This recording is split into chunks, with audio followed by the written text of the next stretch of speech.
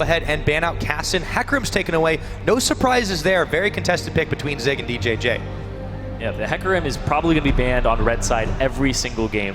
If it's not banned, I expect the Gnar to be picked up fairly early on just to dissuade the enemy team from taking it. Yeah, the Nautilus, Sejuani, no-brainers there as well. They are just targeting out who they think are going to be the key pickups for each of those teams. The Urgot is also taken away, but now UBC has a chance to ban the last thing. What do we expect here? It depends. It could be a Gragas ban last. They could end up banning LeBlanc.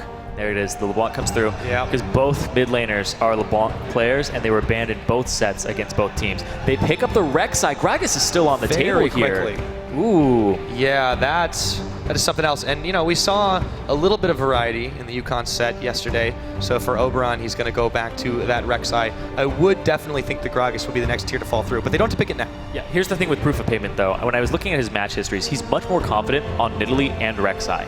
And Texas A&M was actually first picking the Gragas away from him. But you're going to see it right here where he's like, all right, I have to pick the Gragas now because my favorite champion was taken away. When I asked him about his favorite champions, right now, it's pretty much those two, Rek'Sai and Nidalee.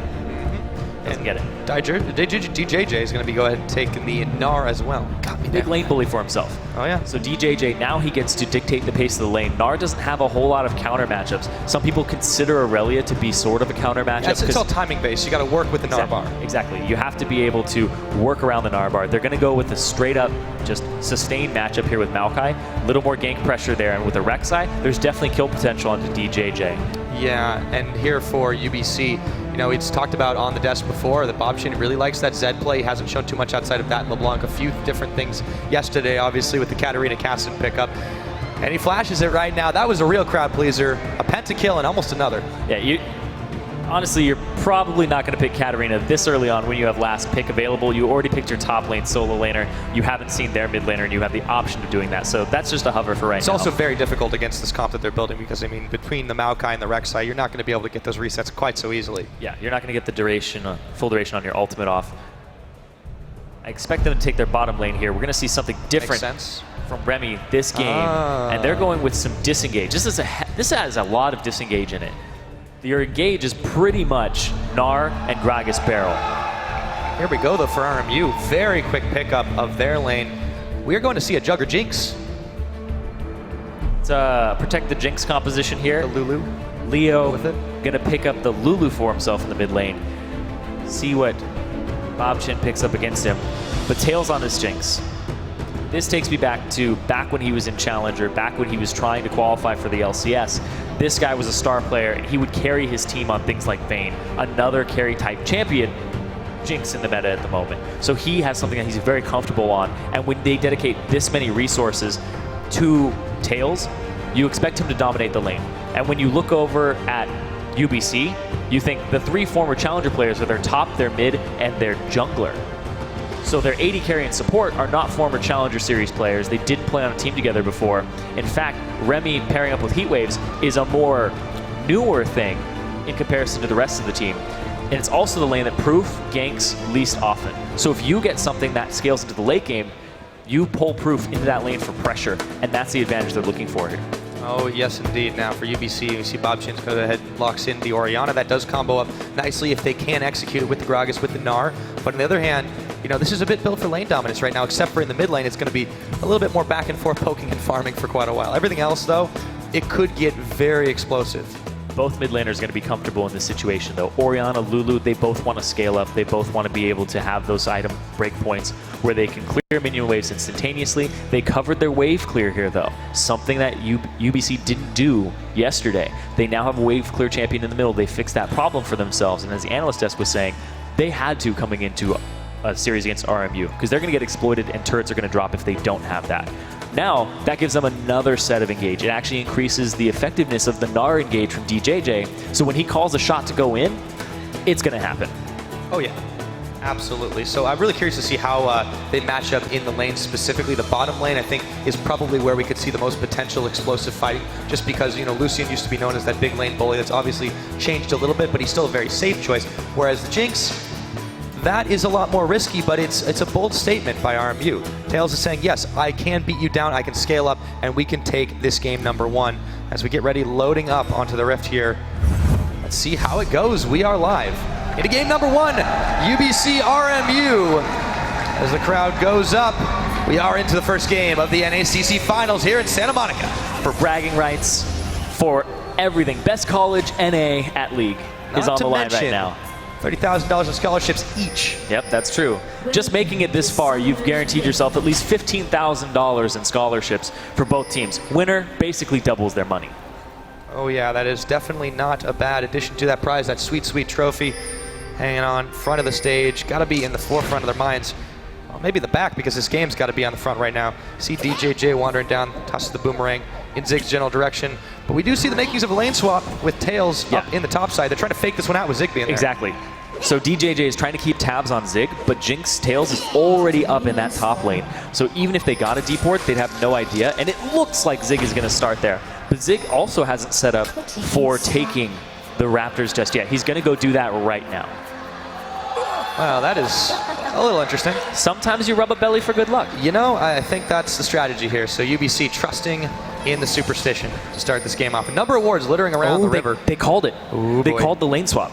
They're going to go up for it. Yeah, we got a 2v2 in the top, it looks like, Zyrene. But you really want this 2v2 as UBC. Oh, yeah. Because you want DJJ to have a lane against this Maokai that he can bully around. And this lane between Jan and Lucian, that's 2 early game bullies. And against a Morgana, she offers no sustain to Jinx. Every little bit of damage that Tails takes, there is a range disparity there, but he's not able to heal that up. Mini Bestia is not going to help him with that. And Mini Bestia is on a pick-oriented roaming champion.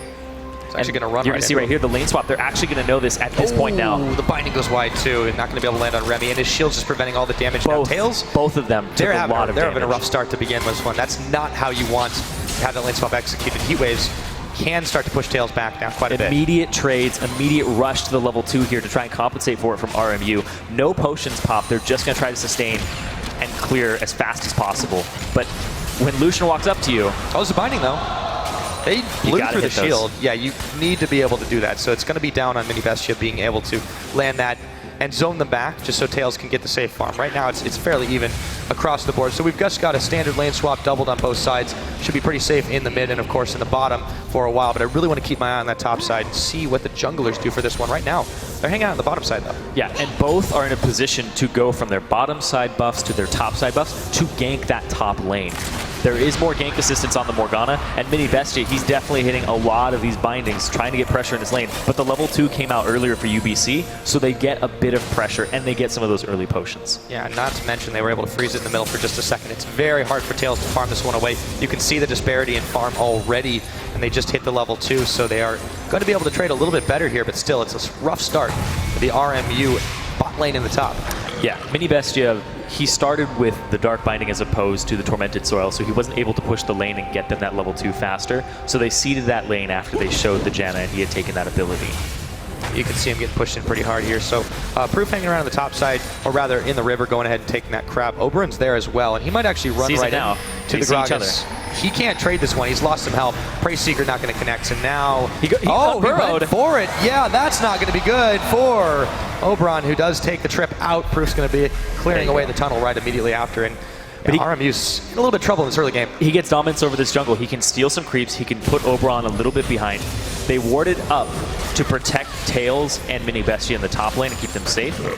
But you're going to see Proof take this wolf camp, take the spirit for himself if he smites it. But the fact that Oberon just unburrowed, it was a little questionable. But I think he just wanted to see who it was. But he knew it was Gragas all along. It's kind of hard to hide someone as big as Gragas. Yeah. Even though the Bush did a good job of it. Yeah, Proof is going to be able to do a bit of the counter jungling here, so Oberon's going to have to get a little bit creative to keep up. So far, there's not as much farm disparity, but there you go. They're going to reverse the lane swap. Tails does not want to take on Heat Waves and Remy, but they're both backing too, and you can also see DJJ doing the same thing. UBC is not going to give them a 2v1 advantage. Exactly. Don't give them the 2v1 advantage, because look at the CS difference already. Pickaxe to boots. That's the back right there for both AD carries.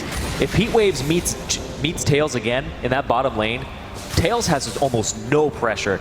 And you can see Mini Bestia, he's already, after the lane swap, trying to get deeper wards, trying to get some vision in this jungle so that he can start making these early game moves.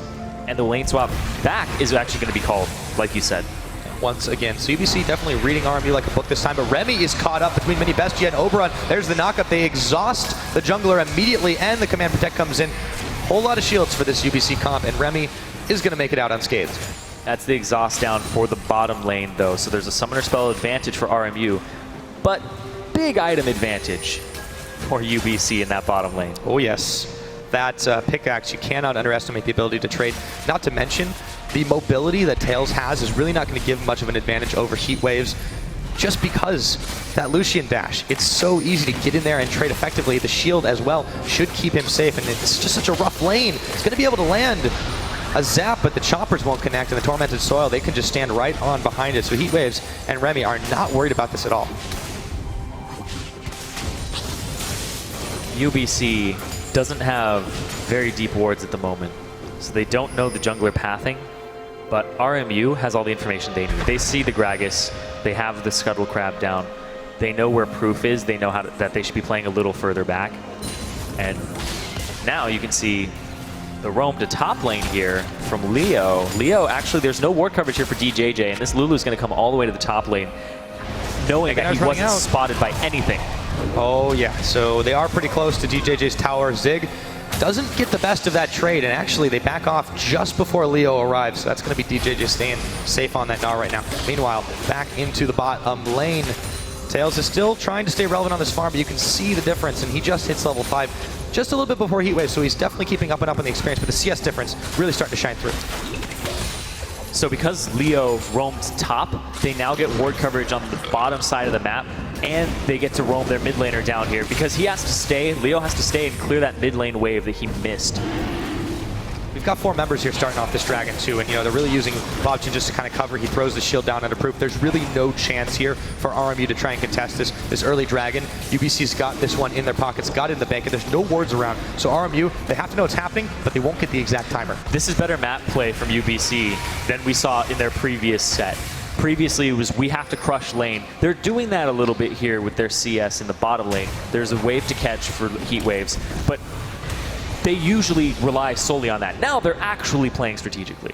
Yeah, on the other hand though, RMU, while they are not doing the greatest in the lane phase right now, they do have a comp that, while both of these scale pretty well into the later game, if I'm going to 50 minutes, I'd rather have a Jinx than a Lucian. Oh yeah. And that's what you saw UBC do yesterday. They got taken very far into the game timer by Texas A&M. And so looks like RMU is trying to exploit what they saw yesterday, but it looks like a little bit of a different UBC this game. They have the wave cleared. They have a lot of disengage, so they can actually just get the Jinx out of the fight with a Gragas barrel, with a Janna disengage, and make sure she doesn't get any resets. Yeah, that's pretty much the goal, to try and keep the Jinx not relevant for as long as possible. On the other hand, it's going to be really difficult to break through that front line. You've got the Rek'Sai, you've got the artificial shielding from the Lulu ultimate, and of course Signature is just going to be causing so much havoc the longer the game goes on. On the other hand, UBC have a good wombo combo themselves, and they have amazing wave clear, something they were lacking yesterday. I think that this is definitely looking good for them right now. They have a small lead, they have that dragon, but can they keep this pressure up? It's very, very minor pressure, very minor gold lead here. And we haven't even seen first blood yet between a team that's considered extremely bloodthirsty. We had a late one yesterday. We had a 19.5 minute first blood game yesterday, so we could see it drag on and on. And UBC, they used to pride themselves on being a bloodthirsty team. But verbatim, they said, we're trying to be smarter about the game. They're trying to play the game in a strategic way. And right now, it's actually working a bit. And Tails is so low! Ooh, Choppers came down. I think that may have saved his life. Yeah, that definitely saved his life. They got his flash. They didn't get his heal, though. Heatwaves had his flash for follow-up. Remy, once again, had his own exhaust up. Very minimal summoner spells blown there. And Tails is actually going to stay in this lane because he needs to catch this CS because Lucian is already 25 ahead of him. And that's a big wave. Not only that, but Heatwaves has gone ahead. He picks up the Avarice Blade. He's going to start getting a little bit extra gold here and there. He knows he can afford to do this right now just because he's had the lead right now. So massive wave's going to push in. It's going to be on Tails to try and push this back, but they're going to need some help from over it if they decide to push in further. Remy, sensed out by the tremors. Oh, he's going to bait him with the pink ward. Heatwaves is here too. They may go for this, but Tails, it's still very dangerous. There's the knock-up on the Howling Gale. He flashes forward, still gets one. The Monsoon comes out. Black Shield just a little bit too late. That was extremely impressive. Remy accidentally hit Oberon. He was queuing for Morgana, and he accidentally hit Oberon, and it was the best Howling Gale that he's thrown all game. That's, well, there's plenty more to come. Let's see. It's going to hit Mini Bestia this time. There's the clearing of the pink ward, but so far the health bars on UBC's bottom lane, they haven't moved too far down. But on RMU's side, they've got to back away once again. A lot of trading throughout all of these lanes. Everybody is looking for that advantage. Right now it's CS in the bottom lane and some pressure in the top lane. But Oberon, he's trying to track Proof. You saw him over on the right side of the jungle place down wards with his sight stone and able to put up some tunnels as well to try and track Proof's route. But this gold lead, it's up to 1,200 now, just off of lane difference. And they're getting free push on the tower right now too. Yeah, UBC definitely looking like the stronger mechanical players in this lane phase. We'll see how this one keeps up. Oberon now is able to throw a ward down in the jungle, get a little bit more vision of Proof's movements, but that's not really the problem right now. It really is UBC just starting to spiral out of control in lanes. Even in the top lane, it's a slight lead. It's not huge, but you've really got to watch out for this mid-game Lucian once it comes to that, because he can really start shoving down objectives quickly. Yeah, but the fact that Oberon is keeping tabs on top of Proof is really good because Proof will take over games. We saw him with 100% kill participation yesterday for a very long time. His favorite champions are the early game aggressive champions, even though they aren't exactly tank meta at the moment and fit that role. Rek'Sai, he likes the Gragas. It's not up there, but it's still something he goes to. And then Nidalee, his all-time favorite at the moment. And he's a big Lee Sin player. It was his favorite champion for a very long time. Yep. Well, in the Cinderhulk meta, he's gone ahead, shifted things up a little bit. Let's go take a look up to the top side for just a second as Zig was getting pushed in by DJJ. Mid continues to be a farm fest, but that one's very, very even. You've got, of course, the Holy Grail, Unholy Grails completed on both sides, but speaking of Holy Grails, RMU is looking for one. The longer this game goes, their bottom lane still falling further and further behind. 20 CS difference between the two. And you see, Tails, he's just had to upgrade his boots just to stay mobile enough to move around and be able to kite out the Lucian if possible. It's something we're seeing AD carries do more and more, where they'll get a damage item, then they'll get an attack speed item on top of it. The Berserker's Greaves specifically. So we'll see BF Sword, Berserker's Greaves, Pickaxe, Berserker's Greaves sometimes, just because of the way that the damage gets distributed. You don't want to go just full damage all the time. And if he's able to get auto attacks in, it helps you CS a little better too. That's true. And with 26 seconds left on this next dragon RMU, they're trying to establish their vision control. Tails is moving up through the river. He didn't check into the pink ward in the brush, but you can see between Leo and Oberon, they're trying to push UBC back, but are they going to be able to do it? They're trying to contest this blue. They're trying to make sure that the blue doesn't go over to the person they want it to go over to, Bobchin in the mid lane, right before the dragon comes up. Because if that Orianna gets his hands on that blue, it's a lot more siege and poke potential, as well as zoning and constant team fight. We see Orianna run out of mana all the time in the middle of a fight. But if she's able to get this, it's going to be big. Definitely is. Since the dragon is now live, UBC 4 members here. Teleports are live for both of the top laners. Oh, it went over to Lulu. Wow, Leo's able to pick that one up. So RMU, immediately they turn for the dragon. Still a dangerous time to do this. There's a TP being spent. DJJ is coming in. They have got to get the hell out of here. Leo's going to get the black shield on him, but Mini Bestia now is the target flashing away. Proof's there. The flame choppers, they're not going to run on. Now he gets knocked onto it as another teleport's coming in. Zig's going to look to start this one off. Oberon moves back. Proof, he should go down. He does. That's first blood. Leo picks it up. Remy is now going to go down. Oberon picks him up. Oh! A massive shockwave though, and Heatwave is going to pick up Zig. Leo now on the wrong side of the fight. Heatwaves, he should get another. No, it's just assist, and Tails goes down. RMU are scattered to the winds, and it is going to be all of UBC for a 3-for-4. Pick up the win there. That looked like it was going in favor of RMU until that shockwave came out, and Zig went a little too far forward, and then he flashed back into the shockwave, pretty much the frame that it was coming out. That was just back and forth execution between these two teams. Tails didn't even get to blow his flash in that fight. It's hard to trade like that early on. Let's take a look at how that went down in a little bit slower motion. RMU is split. Their entire team has to wrap back around. They land this on DJJ. Proof goes in. His barrel, he wants to throw it right now, but he turns around and then he throws it out. He pops Mini Bestia away, and Proof is now stuck. Boom, rocket comes out, Proof takes a huge amount of damage. He gets the heal, but then Zig goes too far forward. starts getting attacked by DJJ, flashes right into the shockwave.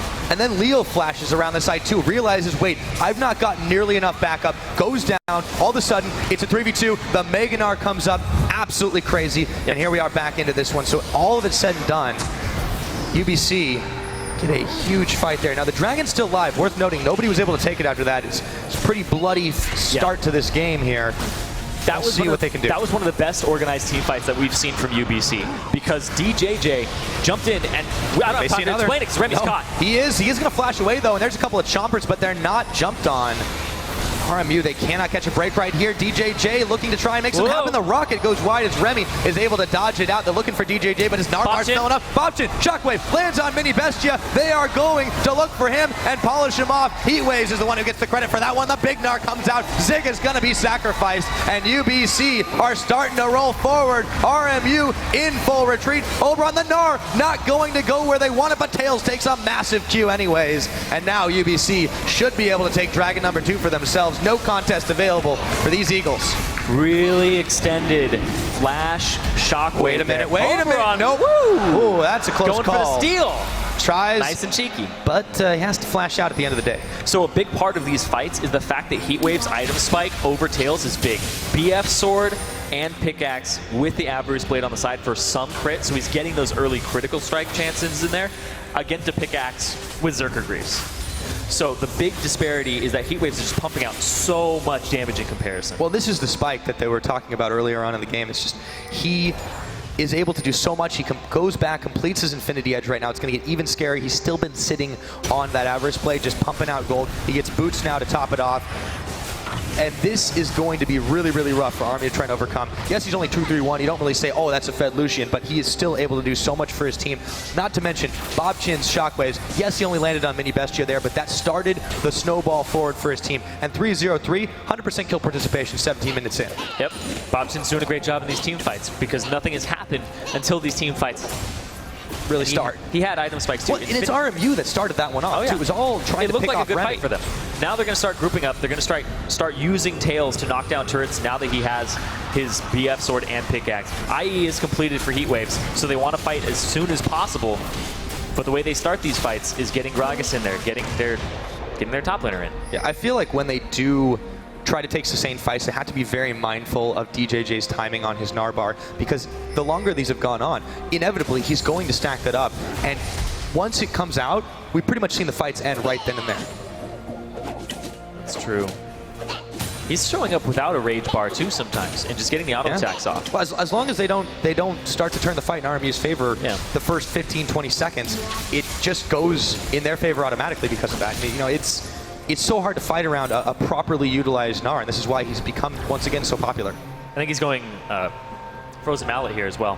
So he's going to look for the 1v1 split push and then trying to TP in. Doesn't matter if he's mini Gnar or not. That's the beauty of the Frozen Mallet on the Gnar, is that it really adds a lot of power to your mini Gnar form.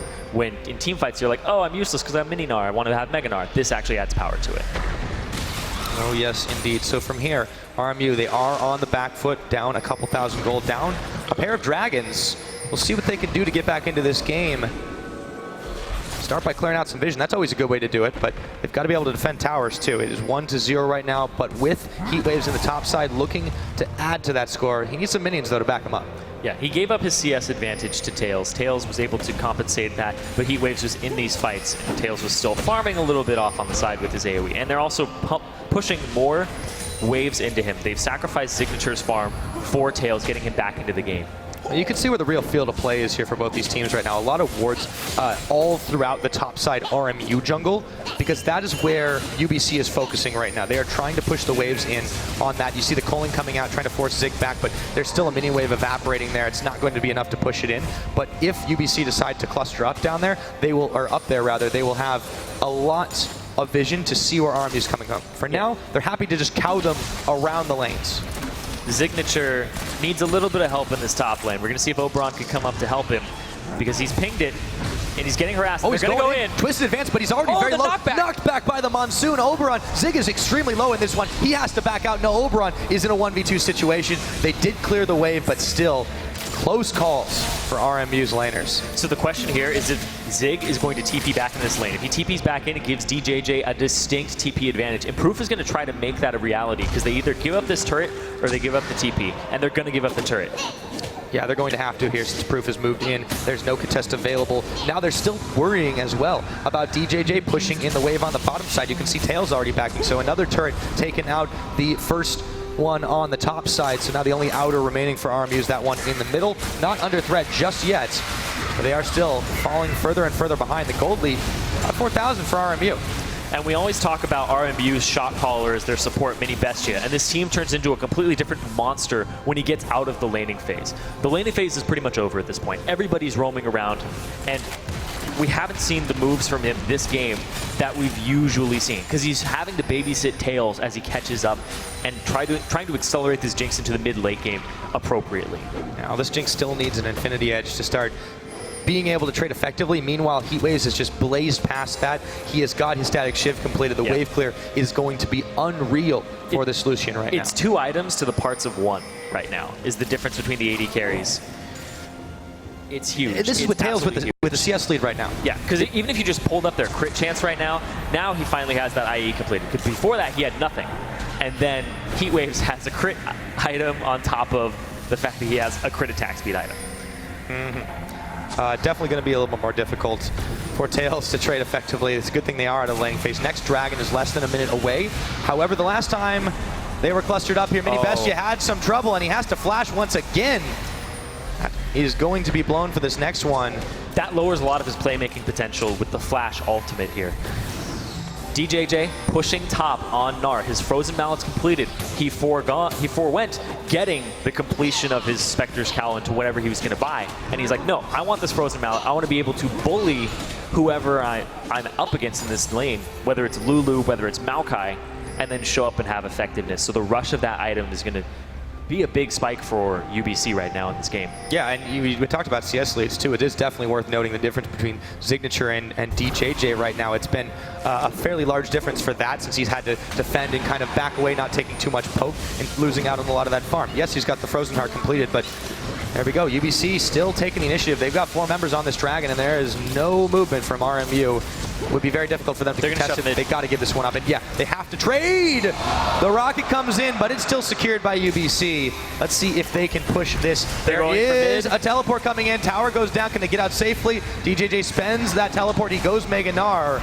Proof can't start it. That's a wasted TP, and Zig just walked there. He didn't use his TP. He kept a cool calm head, and that's the thing with this composition is you don't have a Sivir, right? You don't have something that's going to get you into those fights. You have Disengage and a little bit of Engage with Gragas, but then your Disengage of Janna is not going to help you start these either. Right, so yes, there is a distinct teleport advantage now for Signature, but what is it going to yield RMU? They are down 3 Dragons. The next one is still about 6 minutes away. After that was taken by UBC. They're down in gold still. It's not grown by too much since the last time we talked about it, but University of British Columbia are really just maintaining this lead of theirs, and they're not giving up anything in exchange. 1 tower, small peanuts. Yeah. I was just thinking about the engage. What I'd really like to see from Proof to cover the weakness of UBC is a Righteous Glory. I'd like to see a Righteous Glory in his inventory to help them start these fights. Because right now, it's relying on him for a flash body slam into somebody who's in that range. Not that favorable. Yeah, I think that would make a lot of sense in this situation. We'll see if it does get completed that way. For the side of RMU here, they're trying to cover all their bases, but I feel like it's really hard to push here with the immense amount of wave clear that Lucian has, that Heatwaves has on the top. Remy's kind of roaming around and making sure no one's going to blindside him here. But RMU mostly focusing on the bottom side. Yes, DJJ does not have a teleport, but he's got a tower to fall back to. And so many members of RMU converging on him. They're not going to be able to do anything here. Tails is left to solo push back the top side against Heatwaves. And I think we all know how that's going to go. Yep. Especially since the fact that Remy is also nearby, warding up, making sure he sees whether he's going to get flanked or not, and covering Heatwaves. Heatwaves still has that item spike over Tails at the moment. Tails went for a little more lifesteal in his build, just so that he's able to sustain in these lanes, stay in it, make sure he can't get poked out as easily. We see a lot of health coming out for Proof. He's just looking to get tanky. It looks like a Warmogs might be coming out for him here. Why not? Scale it, scale it, scale it some more. Just keep adding on those layers and make it difficult for RMU to wear through that front line as much as possible. So it's kind of been a little bit of a back and forth here. You know, one or two people pushing a lane and then just a response from RMU, but they've been on the back foot constantly. You know, you've got to think they've only been really down so many times in their games through the entirety of the NACC tournament. How well are they going to be able to adapt to this is a real question. That's true. UBC has been down before. We saw it yesterday where they were able to come back from a deficit. Now they have a lead and they're trying to snowball it there. And what UBC's basically overall objective right now is basically keep the game in a prolonged laning phase, because that's where they're strong. Keep the lane phase stalled out. This is basically, I said it, laning phase is pretty much over, but they're keeping it a laning phase here on UBC side. They're saying, you know what, we're just going to keep doing laning phase until Dragon comes up, because they're on track for a 34-35 minute Dragon 5. Yeah, and if you get that, I mean, you just get so strong, doubling all the other buffs, and coming up to that point, it's going to be so difficult for RMU to push them back. They're already having a rough time, so they have to change things up. I mean, what does RMU need to do to shake the game out of this point that it's gotten to the UBC just very happily controls? Yeah, they need to catch. They need to start fights that can't be disengaged, or get to Remy and have a black shield on the person who's trying to continue the fight. You can see Signature has his Righteous Glory completed, so they have a little bit better avenue to try and execute that strategy. But they're slowly getting choked out of this game. That gold lead is getting a little bit bigger. Oh. And those tanks are getting bigger too. I mean, you see the Warmog's completed on Proof right now. DJJ, he's already had the Frozen Mallet completed, but he's working his way towards a Randuin's Omen. It's just going to get that much harder, especially for Tails to wear through. And what damage do they really have aside from that? Leo is not going to be a hyper carry. Yes, he built a Luden's Echo, but that's really, I feel, just for the wave clear here. Zig's going to be a front line. Oberon's going to be a front line, but he's gone, of course, the very tanky route that we're seeing Rek'Sai's do more and more these days. And what's Mini Bestia going to be able to do? He's really hardly got any damage, opting for another Aegis. Yeah, it's pretty much protect Tails, keep him as safe as possible during the fights. Lulu building Luden's Echo is actually a substantial damage source. It's a little underrated in my opinion. I feel it's very powerful, and it can also wave clear effectively, and that's what they're trying to do, is just keep their turrets alive right now. If he can land a Glitter Lance, we'll see how much damage it does to heat waves. Yeah, that's what I really want to see here, but he's going to dodge, so we won't really see it do anything. UBC getting a little hypey as they push forward, taking 1 or 2 tower shots. Not too worried about it though, and you can see frantic number of pings from RMU as they try to figure out exactly where UBC have gone. DJJ still pushing up on the top side, just about has his teleport back up. And of course the Dragon will be up in just another minute. This tower being fired down in the mid right now. There's no response, or Tails is trying, but it just can't do it. They are locking up Proof and Remy for a second, but there really wasn't any follow-up available there. So UBC, they get out scot-free once again. RMU aren't forcing anything. They're having to take care of their side waves because of all the wave clear and wave push, and the fact that DJJ is very large. He's 50 CS up at the moment. He's able to pretty much duel anybody on the team with that Frozen Mallet, Randuin's, and the MR from the Spectre's Cowl. Well, just about everybody on UBC has a CS lead over their counterpart here, and this is troubling for RMU because they need, as you said, to make plays, to set up catches, but who can they really get? UBC, they're roaming together quite effectively, with the exception of DJJ, who's been safe enough on his own. He's got the teleport up and available anyways, should they need it, so this is at best a 5 versus 5. And this is, once again, UBC being like, all right, laning phase is over for a couple minutes. Let's just go to Dragon. Let's have a team fight. Basically, dance around it. The opening ceremony of the lane phase is over for me. Exactly. And there's nothing RMU can really take in exchange. You know, the easiest tower is gone in the middle right now. They could try to maybe force a top or a bottom and give that up, but it's so dangerous. Narbar is fully stacked right now. DJJ looking to start the fight. He hops forward, tries to get the smash up. He landed on Zig, who's going to throw down his ultimate, but they're chasing him down. How thick is the bark on the tree? Not enough, as he has to flash away. This time he will get away. And let's see if RMU opts to try and go back in. Mini Bestia was looking for a flank around the side, still looking for it as DJJ transforms back into the Mini Gnar. Dragon has been started by the University of British Columbia. RMU scrambling to try and contest this one, but there is a lot of damage. They've got the Shrine, they've got the speed up. They're waiting on DJJ to once again get his Rage Bar. near a full place so that he can actually transform. On the other hand, there is a large minion wave pushing in the top, so RMU, they do have that advantage to be able to push that in, get a little bit more damage out on that passively, but they can't afford to give up this dragon. It gets so much closer to number 5, so they still hang around, but DJJ stacking that bar. He's low. Can they pick him off, though? That's the question. He's about to go big, but this dragon already at half health. They're going to have to attempt to steal if they want to take the fight. It's going to be picked up by Proof, and DJJ Meganar goes in forward. He's going to get taken down. No, and the shockwave takes in Zig. He waves, picks up Oberon. Proof will be sacrificed. He goes down, but so does Signature. And now Tails is going forward. He's having to go back. They exhaust him down so low on the side of UBC, but there's no one there to follow up as a double kill comes in from Bobchin, looking for more heat waves with the command protect, chasing down Leo, and he dodges away from the glitter lance. Leo under tower. He has so low of a health bar, but he makes it out with a flash. The only surviving member. RMU just narrowly avoids the wipe, and they give up another dragon, Cyrene. That's the 4th dragon, and like I said, they're on path to a 36-minute dragon. And maybe a 30-minute Baron. Well, they're looking at the Baron. DJJ would have to TP in for this. It'd be very risky. I don't think they're going to do it. Okay. They're just getting control of it. They're getting ahead of ourselves, They're making sure there's no counter.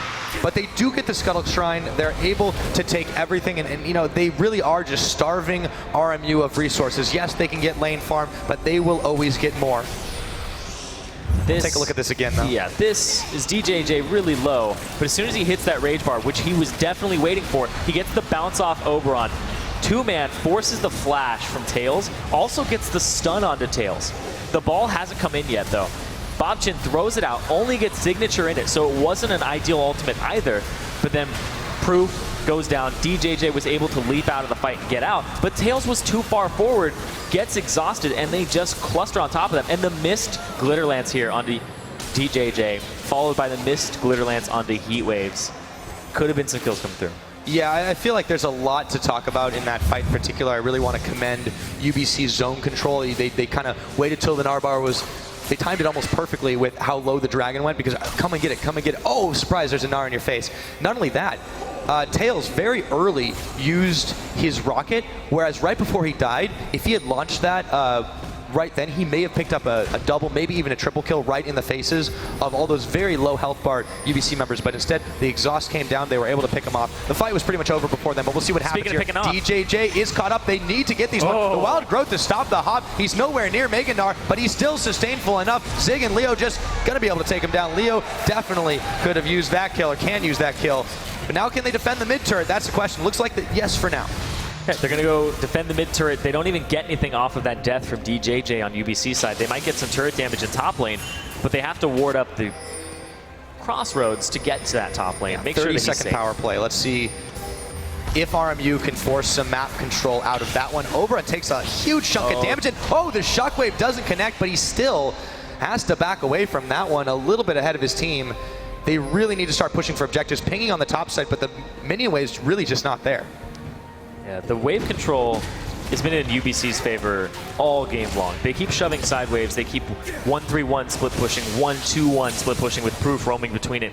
Basically a lane phase. I mean, this is totally different UBC than what we saw yesterday. I mean, it was a very much more team fight, roll their way to victory style than what they're showing here against RMU. This is very, very smart rotation. It's objective focused. Yeah. They're playing a very objective focused game, and they're respecting RMU, I think is the big thing here, is they're respecting RMU's potential as a team fight team, that they're not getting too hypey. They're not diving turrets. Well, they're recognizing the real threat, too. Like they know that Tails and to a lesser degree Leo are the only real damage dealers on this squad, so they are able to get into the back line and at least pick one of them off, and they know from there, boom, we win the fight. Yeah, and the fact that they had bad lane matchups in the bottom lane and top lane gave UBC something to leverage, because they love leveraging those strong lanes. Win lane, win game.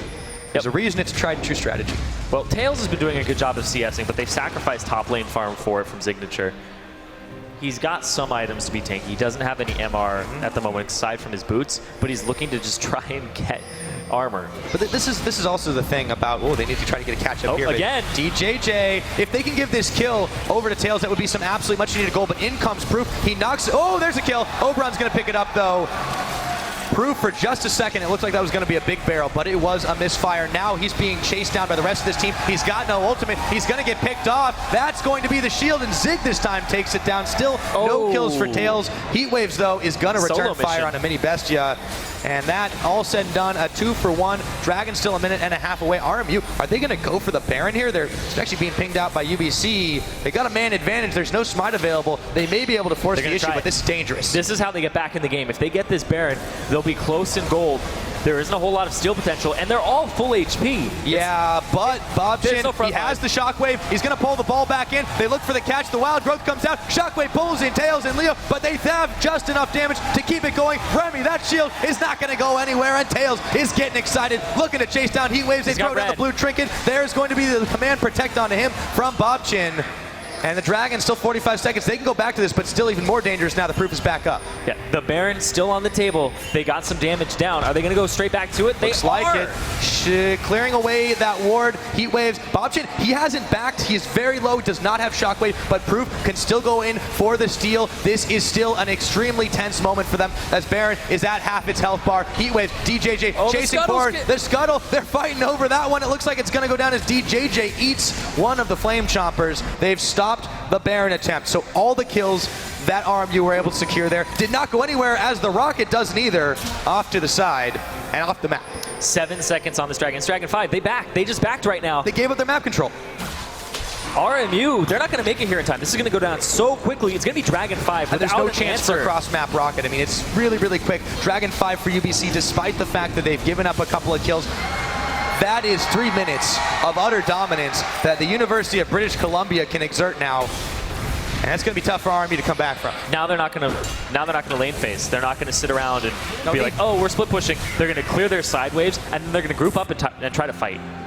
There is no need for them to keep drawing this one out. Yes, they still only have a 5,000 gold advantage, but 5 Dragons to 0 is not something that you can underestimate. RMU will certainly be a tad more cautious, we would hope, going forward into this one. And they're going to have to try to wait this one out. Fortunately, they do have a banner command from Mini Bestia, so that's one thing that they're going to try to make do with and push some of these waves back. And of course, if they can stop a Baron, that would be great too, but UBC might force the issue. UBC are going to try to force this Baron. They have the 5 Dragon buff on them, so if they get fought, it's a very disadvantageous position to be in from RMU. RMU tried to shove bottom wave. They have heat waves in the top from UBC clearing that. And DJJ, he has his TP up. He's in that bottom lane, clearing it, making sure it's okay. And this is the answer here is RMU, they want to shove waves and try to split the team so they can't get 5-man fought by this 5'd-up Dragon squad. And you can see that RMU, you know, they're getting a little cold feet here. They're backing away, only seeing 1 or 2 members of UBC and just not wanting to take any risks here as Proof dashes forward. Mini Bestia immediately throwing out the Black Shield onto himself. Still very controlling of the map here. UBC, they've got a Meganar in the bottom. DJJ running that one on its course. Still has the teleport available if he wants to use it to start a fight. You see Zig now moving his way down to the bottom just to try to contest this one, but that's it. That's all the Baron vision. It's gone. RMU is completely in the dark here. Yep, they started the Baron already. 4 members strong. They start pushing it down, half its health already. Can they get in here to contest? The teleport's coming in. A double teleport's coming in. Into the Baron's back. already gone. Oberon, he has to get the hell out of dodge as he moves across the wall, or under it, I should say. They will be able to disengage for now, but UBC have managed to pick up the Baron and maybe some kills. Mini Bestia, where did he go as Bobchin picks him up? Flashes flying left and right. DJJ Meganar in the front, unable to get the ultimate off, but he dashes forward. There goes Tails. He waves. What the damage he's able to put out, and the turret is going to fall. RMU, they are in a whole heaping helping of trouble here. They're going to get so much off of this. They might be able to end the game. They're going to get turret damage. Baron, these are getting shredded immediately. Everything's starting to fall down. Who needs a landing phase anymore? This is turning up the heat. UBC shredding through everything down the middle. RMU, last-ditch effort to try and stop this one. Focusing on the Bobchin. They get the shutdown, but Zig, he's starting to melt low too. The last Nexus turret falls. UBC turn their attention to the last building standing. 38 minutes and a half in, and they're up 1-0. UBC playing a completely different game than they did yesterday. Wave cleared, objective control, and their team fights were on point. The shot calling today is really crisp. Absolutely. So DJJ being in that calm, confident position, it showed there. Oh yes it did, and they have earned themselves 1 game up right now. for the recognition of their school. Only 2 away to take that victory. But this was, like you said, a completely different team than we saw yesterday. I don't know if they swapped brains with RMU, but their rotations were just absolutely on point. Yeah, and the fact that they were able to get that Orianna last pick, see what came out, and then set up team fights around that basically solidified what the comp was going to do.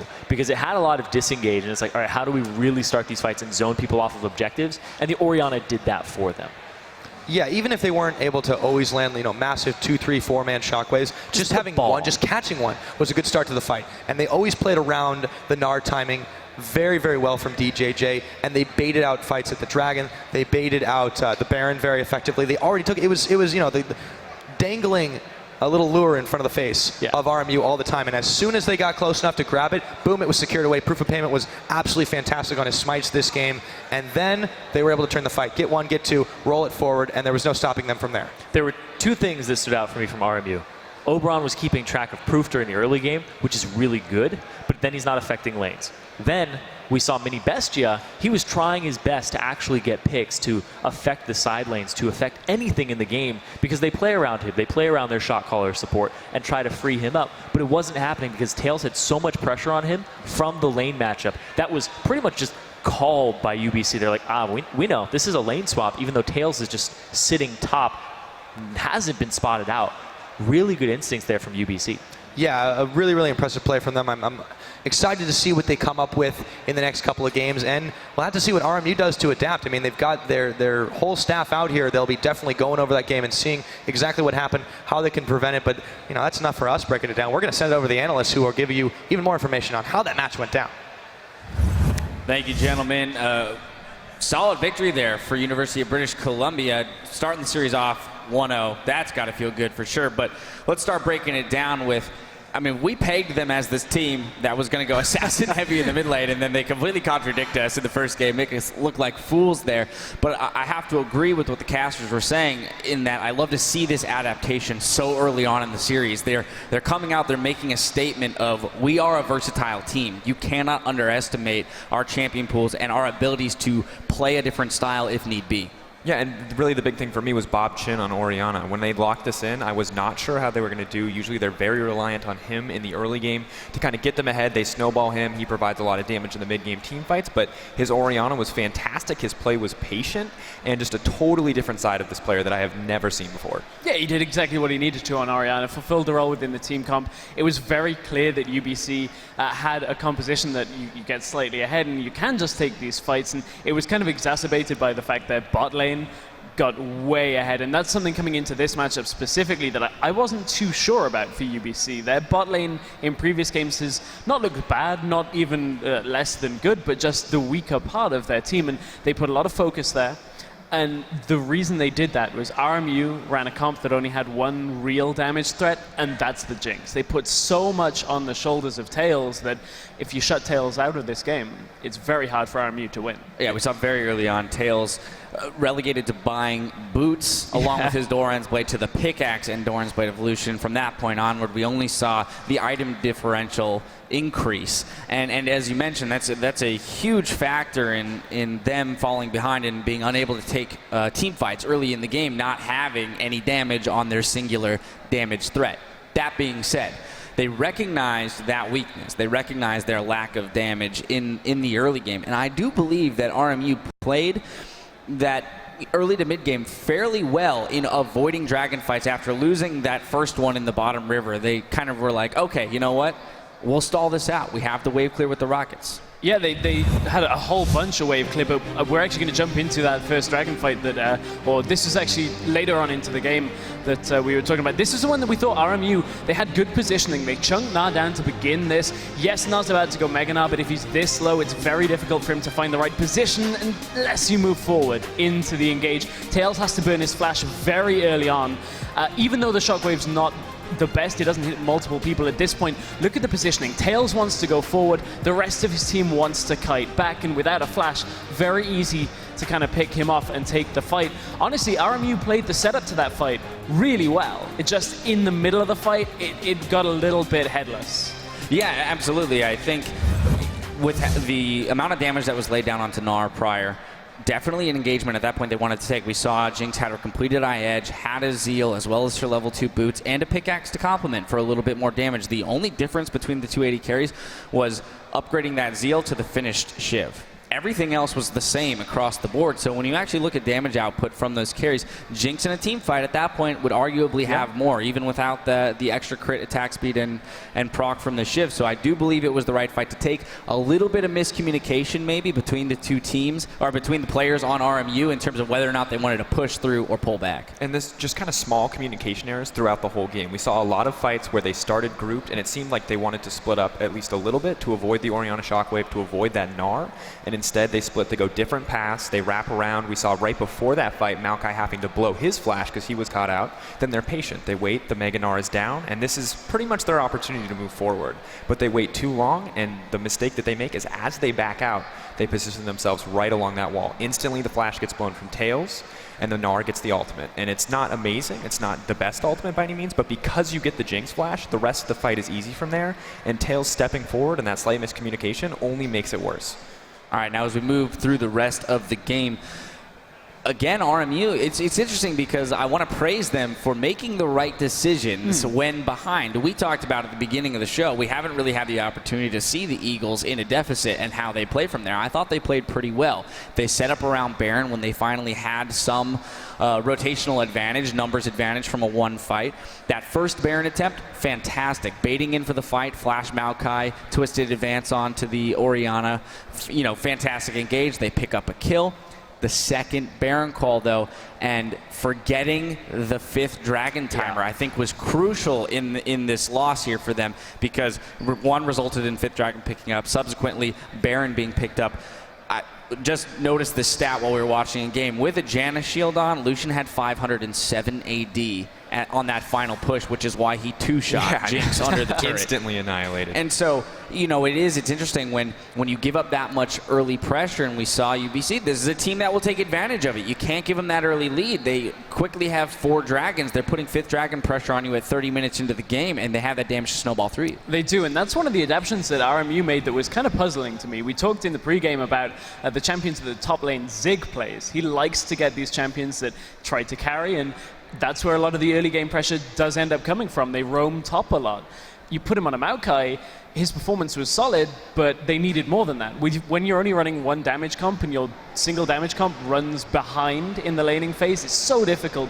I really would like to see Zig back onto something like an Aurelia, something that he can make his impact on the game much earlier. And well, as much as we talk about the games from yesterday for UBC being the Bob Chin show, I mean, a lot of those games for RMU to a lesser degree were the Zig show. I mean, he was on that Hecarim, he was on that Gnar, and both games his scoreline was pretty much flawless, like patient early game as we described, but in those team fights, he was the key player. He won pretty much every team fight for RMU, not single-handedly, but was a huge factor in all those games. Yeah, I kind of want to return to the beginning of this discussion where you mentioned the bot lane for UBC being maybe our question mark coming into this matchup for that team.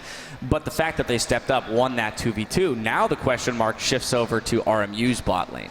Yeah. Because they're going, I think Tails uncharacteristically missing a lot of CS early, even without too much pressure, then not getting the level 2 first, not respecting the level 2 of a Janna shield, plus, you know, Lucian's double shots, quickly getting bullied out of lane. And they're going to need to step up if they want to relieve that pressure, especially if they're going to put Tails in the position to carry. Yeah, and this is where the coaches, the training, the sessions they did with the sports psychologists are going to pay off. This is the moment where it's like, okay, we're behind. We didn't do so great in these areas that game. This is how we fix them. And that's going to be the difference here, potentially, between these two teams when they're on the back foot. And this is RMU's time with the entire program. Everything that they built this for is to readjust going into game 2. And that's what RMU have to do here. They have to come out with either a slightly different strategy or just execute it better. Yeah, absolutely. Both of these teams should still have a lot of confidence. Even on RMU's side, I don't believe that they should be walking away from that game concerned about the rest of the series. They should still be confident in their ability to play. And ultimately, both of these teams had an idea of how this series would play out based on their performances earlier in the weekend.